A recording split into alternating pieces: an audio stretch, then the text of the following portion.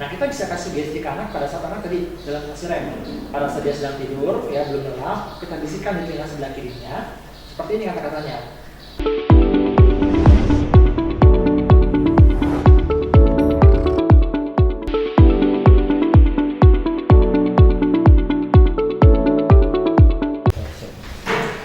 Baik, Moms and Dad dan juga CBS Family, tadi kita sudah bahas tentang beberapa teknik komunikasi efektif yang bisa dilakukan oleh orang tua terhadap anak.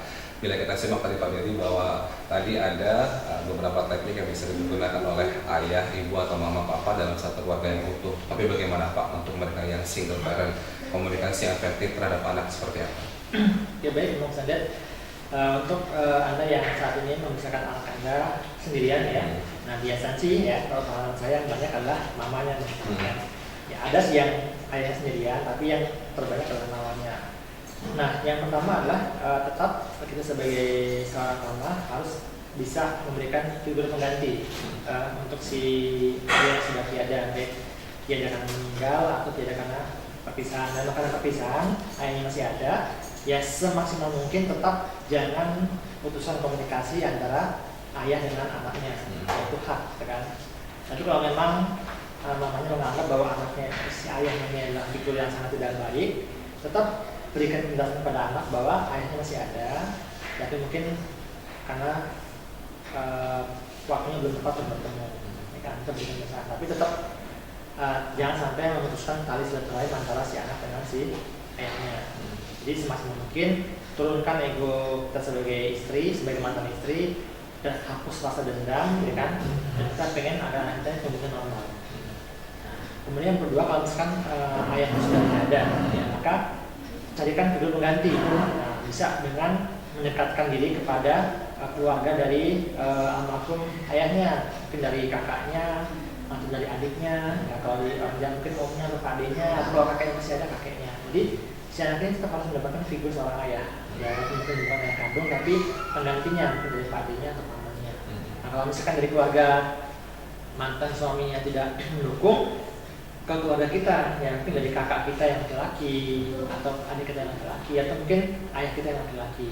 Nah kalaupun itu nggak mendukung, ya carikan figur pengganti, mungkin tokoh yang bisa kita sampaikan kepada si anak, mungkin tokoh yang memang punya karakter yang baik, mungkin contoh nabi, rasul, pahlawan dan lain-lain. Atau bisa juga dengan tokoh idola si anak, yang mungkin anaknya suka dengan tokoh siapa nih, misalkan Superman atau siapa. Nah orang tua harus atau si mamanya ini harus bisa mempelajari karakter baik apa sih yang ada di tokoh tadi, ambil karakter baiknya, kemudian sampaikan kepada si anak bahwa laki-laki itu begini loh, ya seperti Superman, bla bla bla. Jadi tetap dia harus mampu memberikan figur pengganti ayah kepada si anaknya. Karena ketika seorang anak yang besar dengan satu orang tua saja tanpa mendapatkan figur pengganti, pasti pincang. Ya, kalau misalkan anak besar tanpa figur ayah, biasanya si anak yang pertama itu kurang bertanggung jawab. Yang kedua, si anak biasanya mentalnya kurang berani. Ya baik itu laki maupun perempuan ya sama aja. Ketika figur ayah dapat, dia pertama kurang bertanggung jawab. Yang kedua, dia mental keberaniannya kurang. Yang ketiga, kemampuan komunikasinya, leadershipnya itu kurang. Nah kemudian kalau misalkan si anak besar kurang figur seorang ibu, yang pertama anaknya biasanya kasar, ya kan? Yang kedua, rasa empatinya kurang, ya empati atau rasa peduli kepada orang itu kurang. Yang ketiga, tingkat kerajinannya atau tanggung jawab terhadap pekerjaan itu juga kurang. Ketika dia besar tanpa figur seorang ibu. Jadi ini sebagai orang tua, kalau kita membesarkan sendirian, tetap figur pengganti harus ada, baik dari keluarga mantan atau mungkin dari tokoh yang memang kita bisa sampaikan kepada kita. Untuk pemilihan si tokoh ataupun figur yang tadi itu ada kriterianya nggak Pak Dedi? Harusnya seperti apa orang yang bisa menggantikan kalau dia belum menikah lagi ya? Dari keluarga itu kriterianya seperti apa? Orang yang ditakuti kah atau misalkan? Kalau memang jalan keluarga, ya mungkin yang terdekat lah secara emosional dengan kita, atau secara emosi dengan si ayahnya tadi, ya kan? Nah biasanya gini, kalau saya pribadi, saya adalah seorang anak yang dibesarkan oleh seorang ayah, kan? Jadi ayah saya meninggal sejak saya usia 2 tahun, dan saya itu anak tunggal, tidak ada kakak, tidak ada adik. Nah cuma saat itu ibu saya mendekatkan saya kepada Pak D, kepada kakaknya bapak. Ya, sehingga saat itu saya TK, saya dapat figur pengganti ayah saya dari Pak D itu, walaupun nggak lama. Nah ketika sudah SD, saya sudah nggak begitu pusing lagi dengan figur orang ayah, tapi sebenarnya saya masih punya Pak D itu kan, bahwa untuk kebanggaan saya masih punya Pak D. Kemudian juga saya dekat sama anak-anaknya Pak D. Kemudian jarak saya sama anak-anak Pak D itu sangat jauh sekali. Ya saya TK, anaknya Pak D itu udah kuliah. Ya saya dapatkan figur kakak juga di TK, sehingga saya nggak begitu terlalu memikirkan tentang figur orang ayah. Nah kemudian karakter apa yang paling tepat adalah yang kalau misalkan tokoh ya, kalau yang tokohnya kita tentukan ya tokoh yang terbaik sih menurut kita, ya mungkin Nabi, Rasul, yang mana kita harapkan anak kita memiliki karakter seperti tokoh yang kita harapkan. Yang pasti harus ada nilai positifnya ya, yang bisa diteladani sama putra putri kita. Nah Pak Dedi, saya pernah juga baca sebuah buku yang mengatakan bahwa anak itu ibarat sebuah televisi. Televisi ada tombol on, ada tombol off-nya. Nah kadang anak yang memang nggak pernah diajak ngobrol ataupun komunikasi, mereka bisa aja kapan saja untuk menekan lebih banyak tombol off-nya dibandingkan tombol on-nya. Gimana itu Pak Dedi? Oke, baik. Oke, jadi untuk menjawab pertanyaan dari Instru ini, moms and dad di rumah bisa membuat sebuah percobaan. Jadi percobaannya begini, nanti moms and dad siapkan 3 buah gelas ya, 3 buah gelas yang kecil saja, seukuran aqua gelas tadi. Kemudian 3 gelas tadi diisi dengan nasi putih ya, itu 1/4 ya. Kemudian setelah diisi dengan nasi, diisi dengan air setengah gelas ya, sehingga nanti posisinya air lebih tinggi dibanding nasi. Nah kemudian 3 gelas ini kita letakkan di tiga buah tempat yang berbeda yang jaraknya berjauhan. Misalkan gelas pertama di pojok sini, gelas kedua di sana, gelas ketiga di sini. Nah gelas yang pertama itu dicuekin aja, dibiarin aja, nggak usah diapa-apain. Gelas yang kedua itu setiap hari kita maki-maki, ya, dengan kata-kata yang paling kotor yang tadi sanggup, misalkan bangsa, tolol, goblok dan lain-lain. Tiap hari itu Anda maki-maki minimal 10 menit. Ya, tiap hari 5-10 menit Anda maki-maki itu gelas tadi. Nah, gelas yang ketiga tiap hari kita kasih kata-kata pujian. Ya, misalnya kamu pintar, kamu ganteng, kamu baik, kamu sabar dan lain-lain. Nah, ini dilakukan selama minimal 7 hari. Ya kan? Nah, setelah 7 hari, tapi biasanya 4 hari aja sudah kelihatan hasilnya. Cuma supaya ekstrim 7 hari. Nah, setelah 7 hari Anda cek, Anda perhatikan apa yang terjadi di 3 buah gelas ini. Nah, maka hasilnya itu hampir pasti sama. Ya, karena ini sudah ratusan kali dilakukan oleh ahli pelatihan saya, hasilnya sama semuanya. Gelas yang berisi makian itu pasti bentuknya lebih buruk dibanding gelas yang berisi pujian. Nah, kalau yang gelas yang berisi pujian biasanya itu nggak bau, Mister. Walaupun sudah nasi itu sudah kita rendam 7 hari itu nggak bau. Kalaupun dia larut itu masih warnanya masih putih. Nah, kalau yang berisi makian ini itu bentuknya karena sudah baunya busuk, banyak busanya, dan kadang bentuk warnanya sudah berubah jadi coklat. Nah, tapi ternyata moms and dad yang lebih mengejutkan adalah gelas yang kita cuekin. Yang kita papain itu ternyata bentuknya paling buruk, lebih bau, lebih menjijikan dibanding 2 buah gelas, bahkan lebih menjijikan dibanding gelas makian. Kenapa itu terjadi? Ternyata moms and dad ya, sesuatu yang kita cuekin, yang kita abaikan, itu efeknya lebih buruk dibanding yang kita maki-maki. Nah, ini pun akan terjadi pada anak kita. Kalau kita sama anak tuh cuek banget, ya nggak pernah ngajak ngomong, itu nanti jangan heran kalau anak kita itu akan menjadi anak yang sangat buruk sekali pelangainya. Ya kan? Bahkan mungkin kalau boleh pilih, lebih baik anak Anda dimaki-maki tiap hari dibanding Anda cuekin tiap hari. Karena kalau dimaki-maki berarti masih perhatian, masih diajak ngomong kan, komunikasi, ya bukti sayang, dia masih marah-marah kan, masih maki-maki, walaupun mungkin itu nggak baik juga. Cuma lebih baik dibanding dia dicuekin. Ya, atau Anda bisa bandingkan yang gini, ada rumah yang tidak dihuni dengan rumah yang dihuni tapi penghuninya jorok, pasti kelihatannya lebih enak lihat rumah yang dihuni walaupun jorok. Yang nggak dihuni itu akan sangat suram sekali, bahkan ngeri. Ya, ada hantunya. Kalau yang dihuni walaupun jorok ya masih nggak enak, cuma masih lebih baik dibanding yang tidak dihuni. Kenapa? Yang tidak dihuni diabaikan, terasa diabaikan. Bahkan benda mati diabaikan pun jadi rusak, apalagi anak benda hidup. Oke, jadi jangan sampai kita punya anak kita cuekin, itu berbahaya sekali. Jadi luangkan waktu kembali ya, moms and dad 1 jam minimal untuk Anda cerita dengan anak, ngobrol dengan anak ya, bukan interogasi ya, tapi ngobrol dari hati ke hati ya, agar anak merasa bahwa dirinya masih disayang oleh Anda. Ya kalau memang nggak bisa ngobrol, ya marah nggak apa-apa deh. Lebih baik marah dibanding Anda cuekin. Jadi kalau dicuekin lebih marah, karena bukti sayang ya. Betul. Tapi nggak rekomen juga ya. Nggak rekomen lah ya, tadi berbicara dengan bahasa cinta, perhatian. Tapi sebenarnya kalau kita mau berpositive thinking, sebenarnya bukan berarti orang tua itu berlaku cuek sama anak banyak, tapi mungkin karena zaman sekarang suami istri itu dituntut untuk bisa bekerja. Pagi pulang jam 5 sore, anak di rumah mungkin pulang sekolah ketemu sama Mbak ternyata sibuk di belakang, anak cuma dikasih tontonan pun ternyata kartun yang memang nggak pernah banyak omong kayak Mr. Bean. Akhirnya malah merambat menjadi perubahan perilaku Pak ya, malah jadi penyakit yang baru Pak. Kayak gitu akhirnya efeknya lebih banyak, lebih panjang ya. Oke.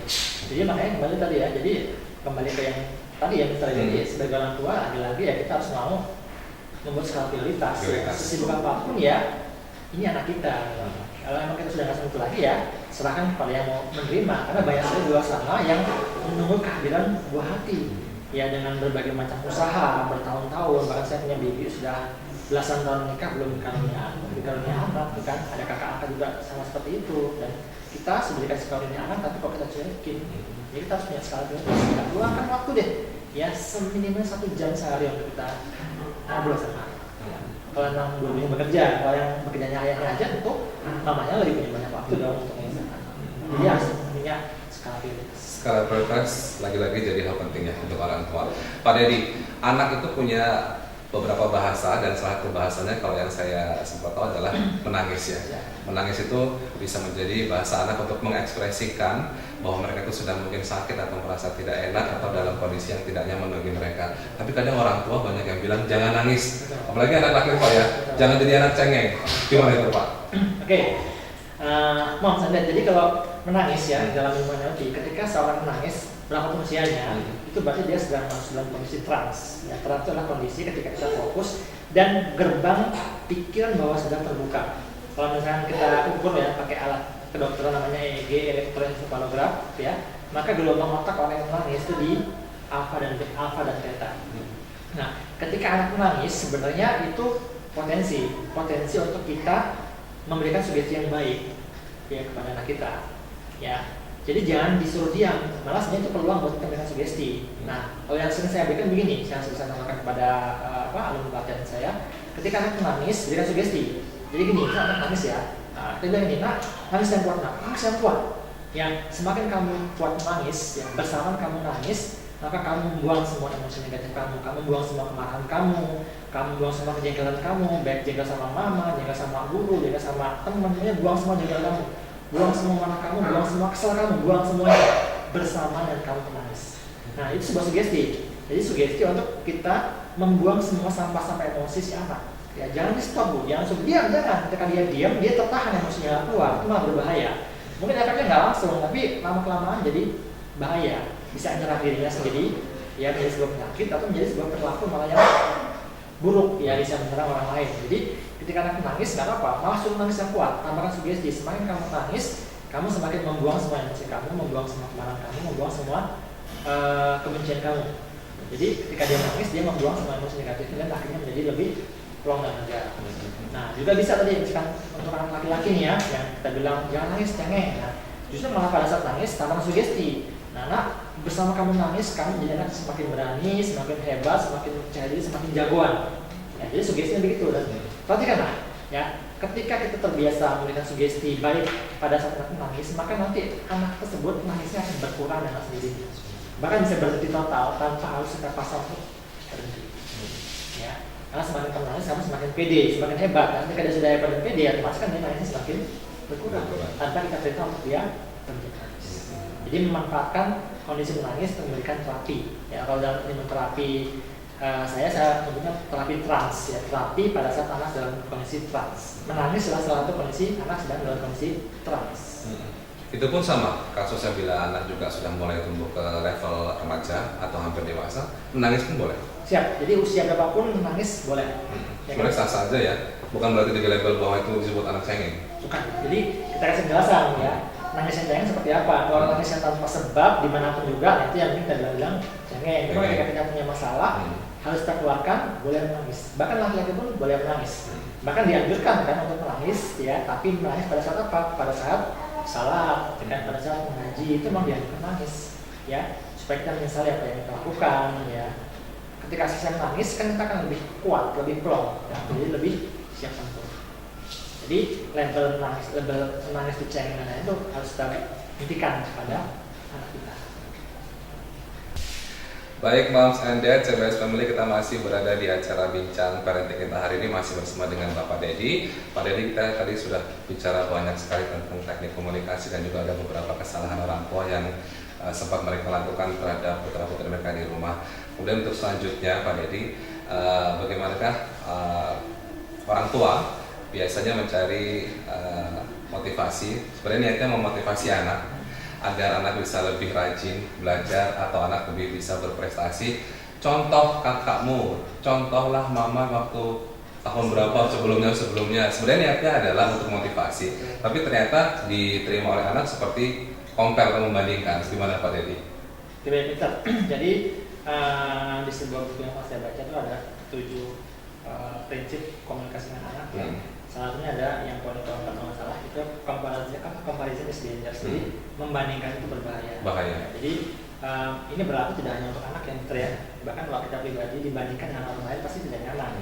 Nah mungkin gini ya, moms and dad boleh coba, misalkan moms nih bilang ke suaminya dan ke papanya bilang, papa kok nggak seperti suaminya si temanku ya, suami temanku tuh begini loh.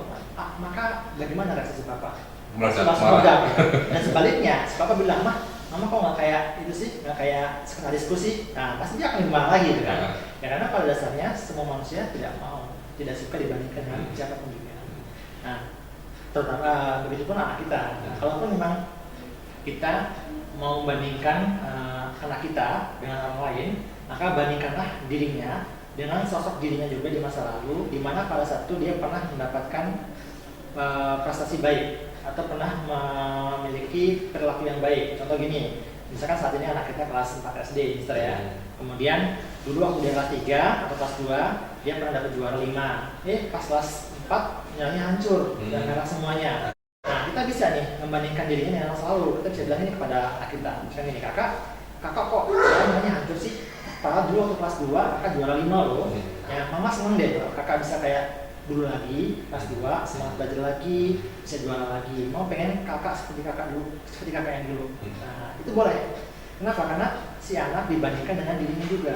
Sehingga dia tidak merasa direndahkan, tidak merasa dibully. Hanya dia sadar bahwa ternyata kondisi saya saat ini lebih buruk dibanding saat saya masih kelas 2. Sehingga kalau kata-katanya pas, si anak bisa termotivasi untuk bangkit lagi. Ya kan? Jadi bandingkan dengan dirinya juga di masa lalu. Dan jangan juga dibandingkan sama tadi sosok mamanya atau papanya yang seperti mama buat muskil nggak bisa dan lain-lain. Ya walaupun tujuannya baik, tapi yang diterima oleh si anak juga dirinya masih direndahkan. Nah, kemudian kalaupun masih mau dibandingkan sama orang lain, bandingkanlah sosok si anak dengan tokoh idolanya, ya, atau mungkin tokoh yang besar, mungkin tokoh pahlawan yang sudah kita sering sampaikan kepada anak, misalkan tokoh Nabi dan Rasul, ya sosok Nabi Muhammad dan Nabi yang lain, boleh kita bandingkan.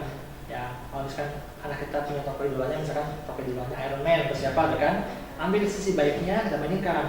Nah, Iron Man itu orangnya pinter loh, cerdas, jenius loh. Kalau kamu pengen seperti Iron Man, kamu harus cerdas dan jenius juga dong. Kalau kayak dia nggak bisa, kamu kayak Iron Man. Nah, itu boleh. Nah, itu akan motivasi dan dia tidak merasa direndahkan. Kenapa? Yang dibandingkan adalah tokoh fiksinya, tokoh idolanya yang dia nggak kenal secara lahir. Kalau misalkan dibandingkan sama kakaknya, sama adiknya atau temennya, dia langsung merasa dirinya direndahkan. Dan ini malah menimbulkan efek yang tidak baik buat relasi anak. Meskipun sebenarnya niatnya adalah motivasi ya. Betul. Ya, jadi niat yang baik harus disesuai dengan cara yang baik. Cara yang baik juga. Kalau kita bicara tentang NLP Pak ya, itu biasanya kalau aku baca itu hubungannya sama hipnosis ya. Nah, hipnosis juga berarti bisa disebut tidak itu sebagai salah satu cara untuk komunikasi orang tua ke anak, tapi dia melalui bawah sadar. Bisa diterangkan lebih lanjut apa itu? Oke. Jadi sebenarnya baik NLP maupun hipnosis atau hipnoterapi ya.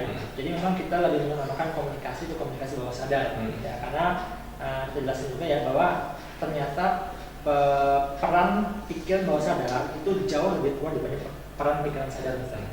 Jadi menurut teori ini ya peran pikiran bawah sadar itu 88% itu lebih kuat dibanding peran pikiran sadar. Ya bahkan ada ahli yang mengatakan sampai 95% bawah sadar, 5% sadar. Ya, ini teorinya dan faktanya pun begitu. Ya mungkin kita akan ambil contoh begini nih, yang ekstrim ya, orang yang menggunakan narkoba, ya kan, percaya nggak bisa kalau semua pecandu narkoba itu pasti tahu bahaya narkoba, setuju? Iya. Ya, tidak ada satupun orang makan narkoba yang tidak tahu bahayanya. Semua pasti tahu. Pertanyaannya, sudah tahu itu bahaya, kenapa masih dipakai? Dan kenapa mereka sulit berhenti dari narkobanya? Karena begini, karena yang bawah sadarnya, yang 88% bilang narkoba itu enak, narkoba itu enjoy, narkoba itu bisa bikin kamu pede dan hebat. Nah yang sadarnya, yang 12% bilang narkoba itu berbahaya, narkoba itu bisa bikin kamu mati. Nah 12% bilang narkoba berbahaya, 88% bilang narkoba itu enak, menang yang mana? Enak. Nah enak kan, yang bawah sadar, itulah bawah sadar. Jadi fungsi hipnoterapi, hipnosis NLP lah bagaimana kita mampu berkomunikasi agar pesan yang disampaikan langsung diterima di bawah sadar ya, sebagai pusat dari perilaku kita. Ya, harapannya kan nanti ketika dia tersadar, maka apa yang disampaikan langsung dijalankan. Nah jadi tadi sudah kita bahas ya tentang tadi pada saat anak menangis, sebenarnya itu adalah saat yang paling baik buat memberikan nasihat kepada si anak. Jadi manfaatkan, justru malah dimanfaatkan, jangan suruh dia malah. Pas dia nangis biarin, ya, sugestikan. Semakin kamu nangis, kamu semakin pintar, boleh. Semakin kamu nangis, kamu semakin percaya diri, boleh. Dan buktikan nanti, ya si anak tadi, ya kalau pas dia lihat dia nangis, tersugestikan seperti itu, maka apa yang tersugestikan pasti akan terjadi di anak tadi. Nah, mumpung ada Pak Dedi di sini, Mams and Dad, bagaimana kalau kita minta bagaimana sih Pak orang tua bisa lakukan hipnoterapis nggak di rumah? Oke. Mungkin untuk yang kalau kita mau belajar lebih lanjut mungkin kita perlu belajar ya. Cuma kalau untuk yang simpel sederhana ada satu tips ya, Moms and Dad ya, untuk si anak untuk orang tua kita, untuk kita mampu memberikan sugesti yang insya Allah sugestinya itu bisa dikatakan lebih dari 90% itu akan diterima oleh alam bawah sadar si anak dan akan dieksekusi atau dilaksanakan. Ya, yaitu pada saat si anak mengalami fase REM. Jadi REM itu rapid eye movement. Jadi manusia dalam 24 jam pasti minimal mengalami namanya satu kali fase REM, itu pada saat kita mau tidur. Jadi REM itu adalah kondisi saat kita sudah tidur tapi belum lelap. Ya, jadi ibaratnya kalau orang yang dibangunkan, misalkan mas, iya masih jawab tapi dengan mata yang berat banget. Ya, kalau udah dibangun nggak gerak lagi berarti dia sudah tidur, itu nggak bisa. Kalau dibangun dengan matanya masih kebuka, itu masih sadar, bisa juga. Jadi memang kondisi antara sadar dan tidak. Nah, itu adalah kondisi yang terbaik buat kita berkomunikasi dengan bawah sadar si anak. Ya, kalau gini, kalau misalkan moms punya anak yang kecanduan gadget tuh tadi tuh ya, udah parah tuh. Nah, kita pengen membuat si anak untuk berhenti dengan gadget. Kalau dalam kondisi sadar, mungkin dia ngebantah, nggak mau tuh kan, malah debat kan. Nah, kita bisa kasih sugesti ke anak pada saat anak tadi dalam fase REM. Pada saat dia sedang tidur, ya belum lelap, kita bisikan di telinga sebelah kirinya. Seperti ini kata-katanya. Ya, nah, misalkan nama anaknya Andi deh ya. Andi, mulai saat ini Andi semakin hari semakin berhenti bermain gadget. Ya, diulang sampai si anak tadi tertidur dengan pulas. Ya, kalau ini Anda lakukan ya konsisten ya 1 minggu saja, beruntun itu akan sudah kelihatan. Ya bahkan orang tua yang konsisten istiqomah melakukan terapi ini, mereka mampu membentuk anak mereka seperti yang dia mau. Bahkan ada yang bilang kita mampu membentuk anak kita seperti robot, ya seperti apa yang kita lakukan bisa. Kalau yang kita mau menerapkan terapi ini. Ya, memang tantangannya adalah orang tua harus mau nemenin anaknya tidur. Ya ngalamin apa bahasa Jawa ya, harus menemani sampai anak itu tidur benar. Dan ini memang butuh kesabaran juga untuk orang tua. Ya bahkan pernah juga beberapa kali kasus fobia berat dapat disembuhkan dengan ini. Ya fobia hujan, fobia kecoa diterapi oleh si orang tuanya, saya ajarkan, dipraktekkan 3 hari 5 hari sembuh. Tanpa harus diterapi seorang terapis seperti saya atau yang lain. Kalau untuk waktunya Pak, bisa sampai berapa kali untuk mengatur supaya perilaku Anda bisa berubah yang baik?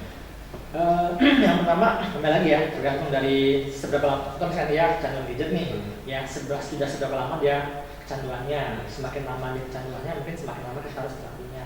Tapi biasanya 7 hari pertama sudah kelihatan efeknya. Ya misalkan gini, dia kecanduan gadget nih, pas dia terapi, kecanduannya masih cuma berkurang. Yang sehari kan bisa 24 jam, ini tinggal 12 jam. Sampai akhirnya lama-lama dia tinggal 1 jam, sampai akhirnya dia berhenti. Jadi jangan bayangkan tiba-tiba langsung ekstrim, tiba berhenti, tidak ya misalnya. Jadi dia ada kurvanya, jadi ada progresnya. Dari kecanduan makin berkurang sampai tidak akan berhenti. Makanya kalimatnya gini, Andi, mulai saat ini Andi semakin hari semakin berhenti bermain gadget. Jadi ada kata-kata semakin hari semakin, bukan tiba-tiba Andi, kamu berhenti bermain gadget, tidak. Kalau kata sugestinya berhenti bermain gadget, maka sugesti tersebut biasanya akan ditolak oleh bawah sadar. Yang terjadi malah apa yang kita sampaikan nggak ada efeknya. Itu kalau kalimat progres semakin hari semakin, berarti ada kalimat prosesnya. Itu akan lebih mudah diterima oleh bawah sadar si anak.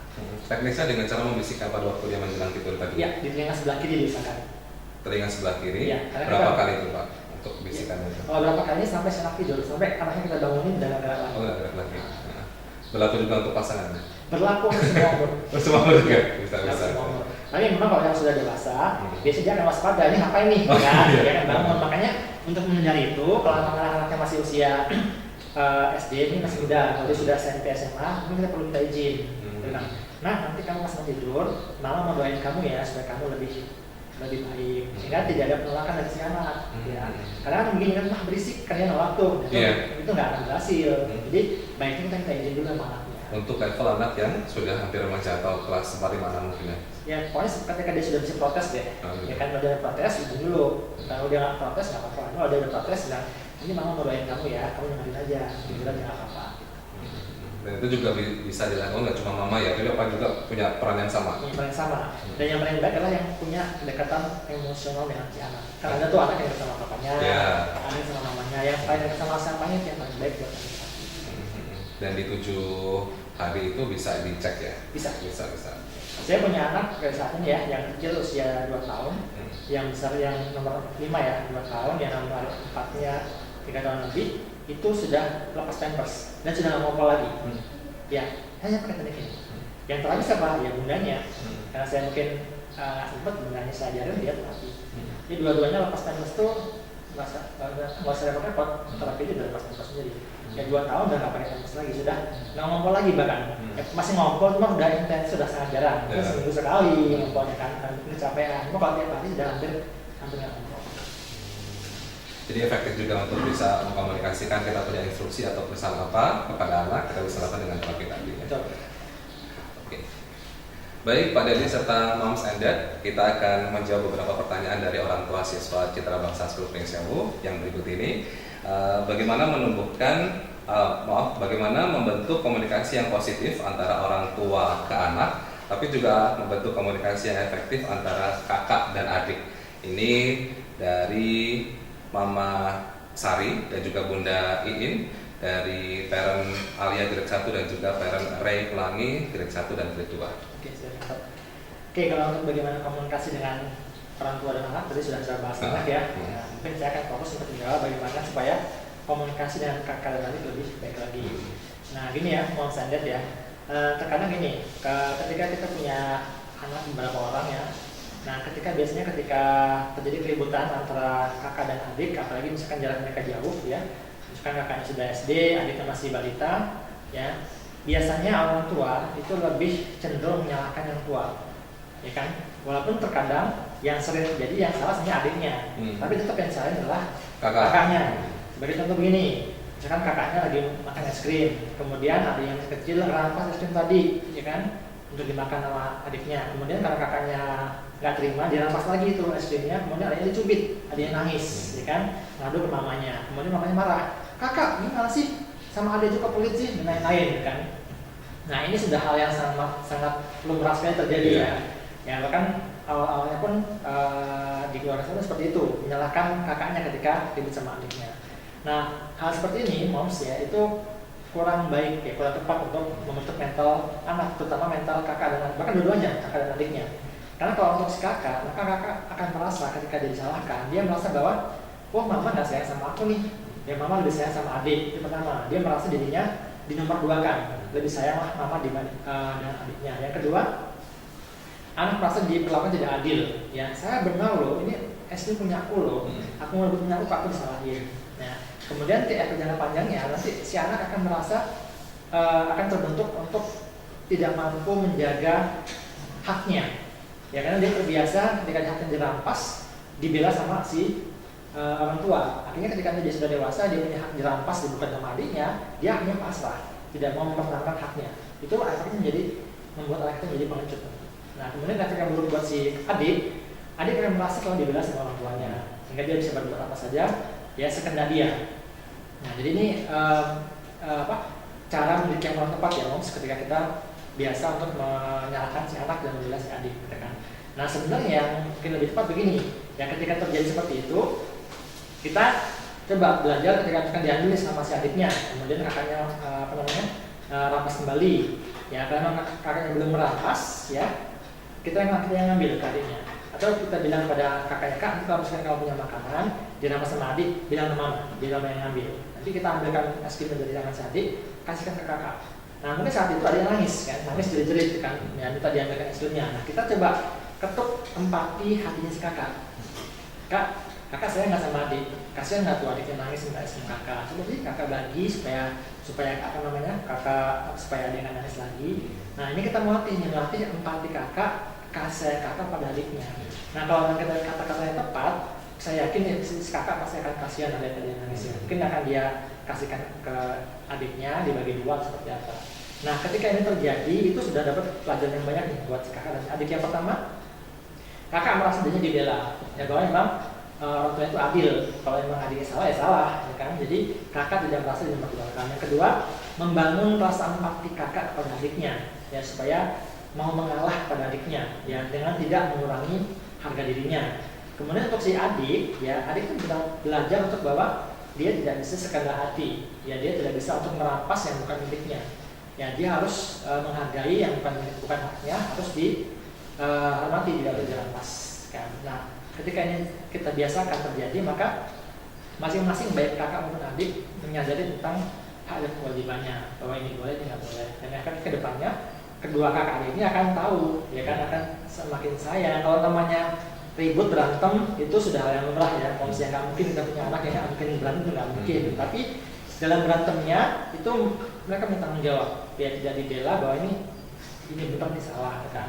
Kalau memang ada yang salah ya bela kakaknya, kalau memang yang salah kakak salah ya bela adiknya. Sehingga dua-duanya punya porsi yang tepat, yang pas, dan tidak ada kita berat sebelah baik itu kakak maupun adik. Perlu nggak sih Pak kita melakukan briefing ke kakak biar kakak juga mengerti, paham cara komunikasi ke adik? Oke, kalau briefing perlu ya misalnya, tapi yang lebih perlu adalah mungkin contoh ya, contoh teladan begini.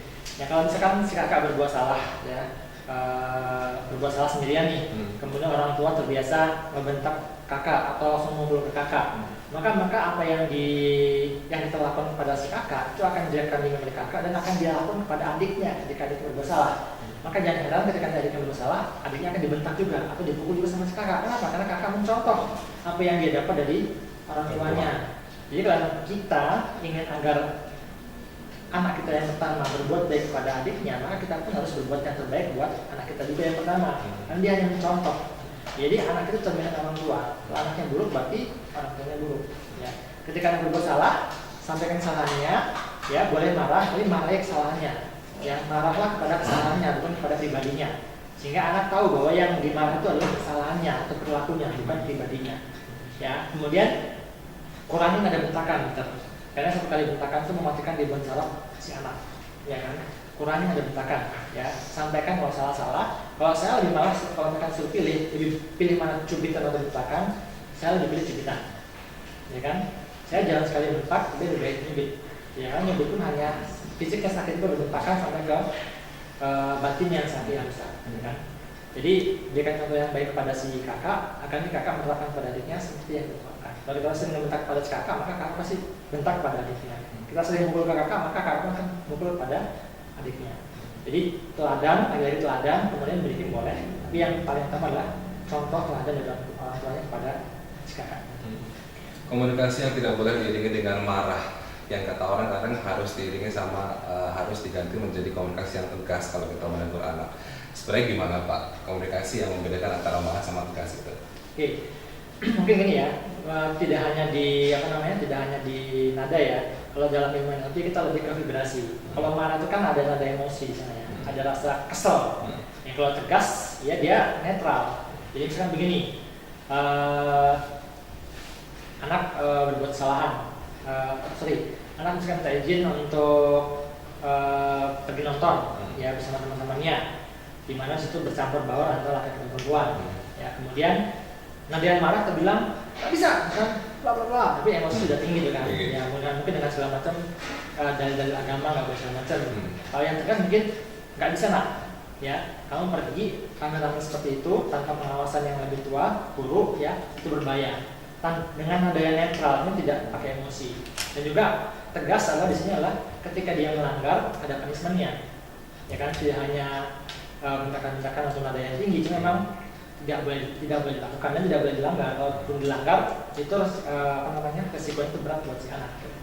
Tapi dengan nada yang netral, tidak dengan nada yang punya emosi. Nada tinggi nggak boleh Pak ya. Kita beralih ke pertanyaan berikutnya, Mas Ender. Berikutnya Pak Dedi, cara menegur anak supaya tidak marah. Ini pertanyaan dari Mama Eka, merupakan orang tua dari Salma Grade 1. Mungkin ada beberapa tipe anak yang sensitif, atau bahkan juga mereka anak yang temperamen, supaya mereka nggak tersinggung atau marah seperti apa?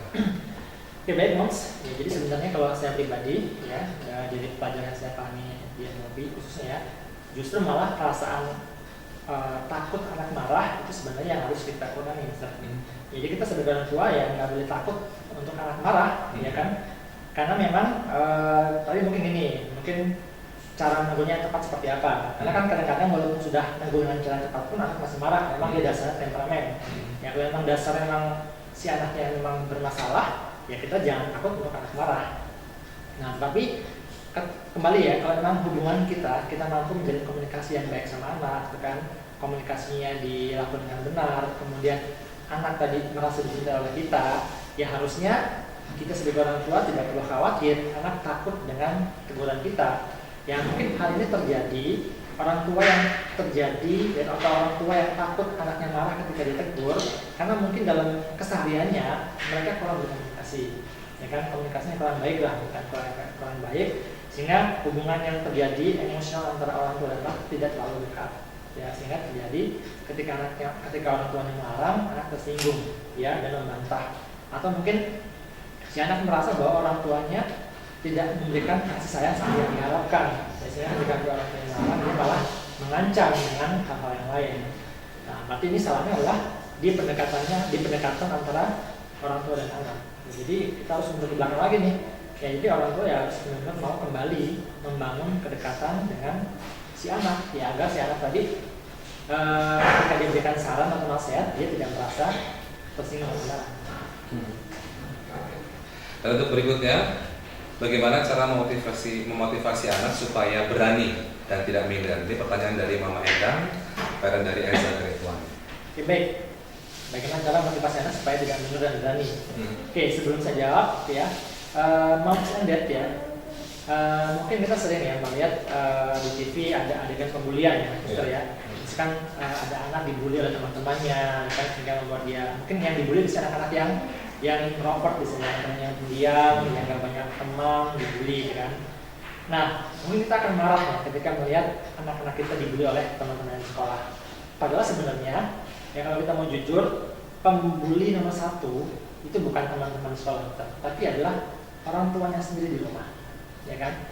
Banyak sekali orang tua di rumah ya ketika marah dia mengucapkan kata-kata misalkan, kamu nih gini aja penakut, gini aja nggak berani, gitu kan. Sebenarnya kalimat itu kalimat bulian. Gini aja nggak, gini aja takut, gini aja pengecut, gitu kan. Pengecut, penakut, bodoh, tolol, nakal. Nah, kalau kata-kata ini sering kita ucapkan kepada anak kita, ya, maka kita sebagai orang tua jangan bermimpi atau berharap punya anak yang berani. Kalau memang kita sering mengatakan anak kita pengecut, ya kan. Jadi kembali bisa momennya ya, kita harus mampu membangun lingkungan yang memang membentuk anak kita untuk berani. Caranya gimana ya? Pasti bentuk sering berikan pujian kepada si anak dalam konteks keberanian, walaupun masih sepele. Misalkan dia berani ke kamar mandi, dan bilang, wah hebat nih anak mama, berani ke kamar mandi sendiri, kan? Dari hal yang kecil. Kemudian bentuk lingkungan yang mensupport ketika dia punya kesalahan, ya. Jangan diberi kesalahannya, ya seperti yang tadi kita contohkan ya, yang ada anak kecil memotong kayu tadi karena lingkungan mendukung. Ya, berbuat salah, oke, tapi fokusnya kepada bagaimana supaya bukan dengan kesalahannya, tapi bagaimana supaya kesalahannya tidak terjadi lagi dan hasilnya lebih baik. Nah, jadi kita menciptakan lingkungan yang membuat anak kita nggak takut salah, kemudian ketika pun salah dia nggak takut dimarahi berlebihan. Ya, anak itu menjadi takut karena mungkin orang tuanya ketika menghukum terlalu berat atau terbiasa membuli anaknya sendiri. Oke. Nah, Pak Dedi serta Moms and Dad, bahwa kita sebagai orang tua juga ya disebut juga masih manusia Pak ya. Tidak ada orang tua yang perfect ataupun sempurna. Pasti mungkin pernah melakukan beberapa kesalahan, mungkin kesalahan yang fatal sehingga anak kita merasa sakit hati. Barangkali saat kita pernah komunikasi dengan anak ada kata-kata yang juga membekas di hati buah hati kita tercinta. Bagaimana Pak pendekatan NLP ataupun ada trik lainnya untuk bisa kita orang tua memperbaiki kesalahan kita yang sudah pernah kita lakukan sebelumnya?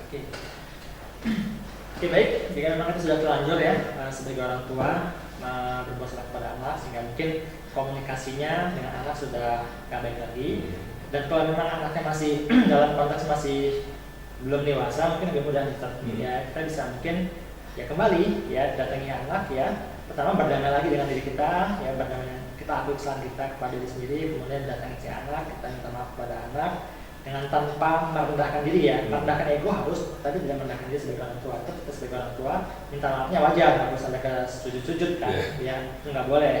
Ya minta maaf boleh, tapi nggak sampai merendahkan.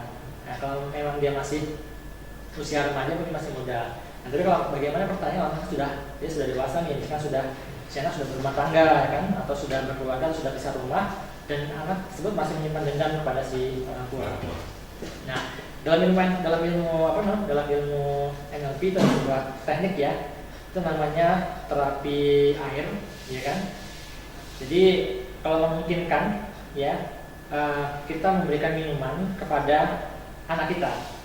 Ya, jadi minuman tadi, sekarang memungkinkan ya kita kirimkan misalkan aqua yang masih segelam karena kita sudah diminum, kita bisa titipkan pesan di air tadi, Moms and Dad. Jadi ini bisa kita coba juga di rumah nanti ya, bahwa air yang sudah kita berikan sugesti atau kata-kata itu struktur rasanya berubah gitu.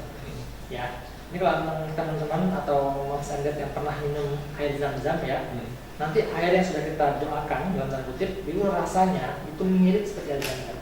Nah ini pun bisa menjadi sebuah tips ya kalau kita pengen membangun komunikasi lagi dengan orang atau anak yang memang sudah terlanjur buruk. Ya, kita bisa misalnya ini, kita ambil air ya satu botol ya. Kita pertama relax dulu baca doa, yang mesti baca Al-Fatihah, kemudian kita berkata seperti kepada air. Wahai air, ya dengan izin Allah jadikanlah dirimu molekul yang bermanfaat untuk membuat ya anakku menjadi mau memaafkan diriku, untuk melembutkan hatinya, untuk melembutkan pikirannya, dan mau kembali memaafkan kesalahan orang tuanya, yaitu aku. Jadi kita ngomong nih, ya Allah jadikan air ini berkhasiat untuk membuat anakku menjadi lembut hatinya, memaafkan aku. Kemudian, wahai air, dengan izin Allah jadikan dirimu molekul yang bermanfaat untuk membuat anakku lembut hatinya dan memaafkan kesalahan diriku. Nah, kemudian pejamkan mata, boleh dibayangkan ada semacam cahaya putih masuk ke botol tadi, imajinasikan, dan ini adalah cahaya yang mampu membuat hati anak Anda menjadi lembut dan mau memaafkan kesalahan Anda. Nah, kemudian tinggal nanti PR-nya adalah bagaimana supaya air tadi bisa diminum sama anak Anda. Nah, mungkin lewat tantenya segala macam ya. Tidak harus air putih ya, bisa berupa minuman yang lain. Ya, bisa berupa teh dan lain-lain, supaya anak juga. Ya, ini bisa sebuah tips ya, tapi tetap komunikasi langsung ketemu sama anaknya semaksimal mungkin bisa dilakukan. Ya kalau masih belum bisa dilakukan ya lihat media yang tadi. Sampai anak sudah mau membuka diri baru kita datang ketemu anak kita, kemudian minta maaf kalau memang kesalahan terbesar di orang tua. Jadi orang tua ya harus mau merendahkan ego, tapi tidak sampai merendahkan diri. Oke, Moms and Dad dan juga Pak Dedi, rasanya kalau kita mau ngobrol, pengen terus ngobrol Pak ya tentang teknik komunikasi efektif, bahasa cinta anak, tapi ternyata waktu kita juga terbatas, Moms and Dad. Dan sebelum kita akhiri, kami mintakan atau mohonkan untuk Pak Dedi memberikan closing statement. Silakan Pak. Oke, baik Moms and Dad semuanya. Menjadi orang tua tentu gampang-gampang susah ya. Kita pasti pengen memberikan yang terbaik untuk anak kita. Kita pengen anak kita menjadi anak yang terbaik seperti harapan kita.